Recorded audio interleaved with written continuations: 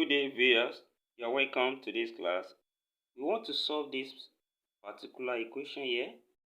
We are finding the value of x, and from what we are given, we can write this as x raised to power 2, then square, minus 5 square. 25 can be written as 5 square. So therefore, we now have difference of 2 square equals to 0.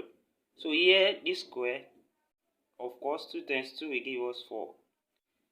So now, from difference of 2 square that we have, when we have a square minus b square, we know this will become a plus b times a minus b.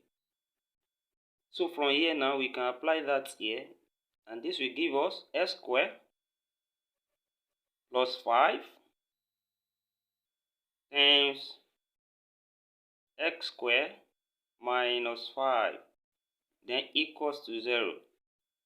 And from there, each of these number, one of them has to be 0 for the product to be 0.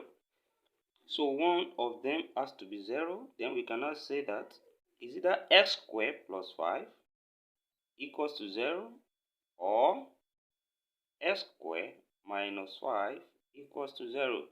And from there, when we solve this side, we have x squared equals to, take plus 5 to this side, become minus 5.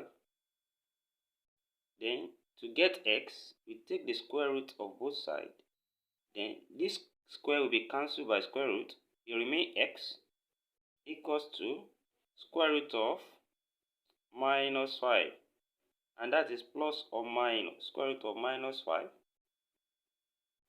And here, square root of minus 5, we can also split it as x equals to plus or minus square root of 5 times square root of minus 1. And square root of minus 1 is I. Then we can say this is x equals to plus or minus square root of 5i. That's complex number. So the two values of x we have here, we have x1 equals to plus root 5i, that's root 5i. And the second value of x that we can have there, that's x2 equals to minus root 5i. Then looking at the second option, equating this to 0 now, we can take minus 5 here, become plus. We now have x squared equals to 5. So taking the square root of both sides as well, so that square will cancel square, we then have x equals to plus or minus square root of 5. And also there we have two answers now, which we can write also and say our x3. The next value of x will now be plus root 5, that's root 5. And the next value of x, we call it x4, will be equals to minus root 5. So these are the possible values of x for that particular equation.